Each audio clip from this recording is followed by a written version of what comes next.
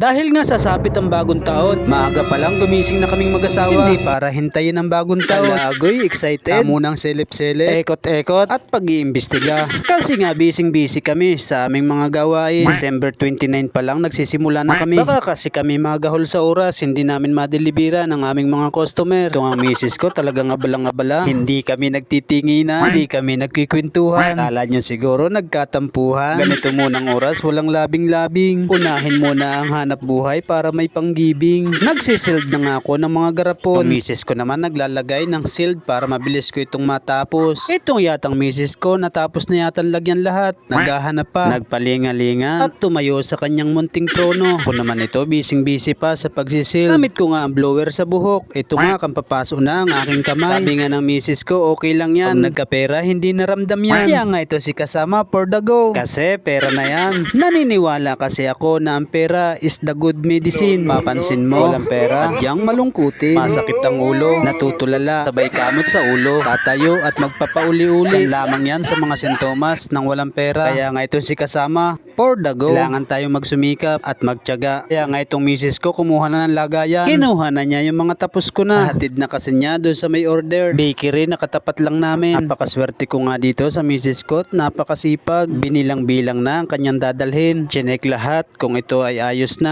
Siniguradong nakasild ang mga bote. Napakahalaga talaga ng may shield ang mga produkto. Isa kasi yan sa basihan ng mahusay na mamimili. Kaya nga itong misis ko medyo masilan pagdating dito. Chinecheck niya lahat kung ito'y okay na. Nilang belang niya at sinigurado kung tama ito. Pagkatapos namin kami umarangkada na, pumunta na kami dito sa palengke. Ang daming mga sabit-sabit. Tahan ko na yung aming mga suki.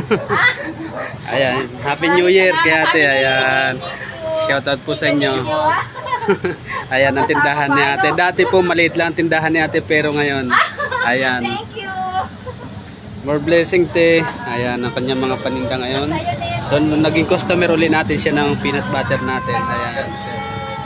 Tapos namin itong madalhan, pumunta naman kami doon sa isa naming customer. Shoutout sa inyong lahat, welcome to my vlog. Mukhang busy sila. Tapos suminyas na ako sa misis ko na magbaba na. Pinakyaw na lahat yung peanut butter naming dala. Kaya ngayong misis ko for the go. Binaba na lahat ang peanut butter naming dala. Dati nga dito yan nakadisplay pero ngayon ubos na. Lagoy madami-dami din naman yung binaba namin noong nakaraan. Salamat sa lahat ng mamimili at sa patuloy na pagtangkilik ng Asli Peanut Butter. Lagoy nag-promote pa. Pinatas-patas na namin dito, syempre katabi ng tasty. Para naman pag bumili ang customer, syempre meron ng tinapay. Napansin nga ang misis ko dito sa tagiliran naman siya nang hihingi. Binigyan niya ng kaunting aginaldo.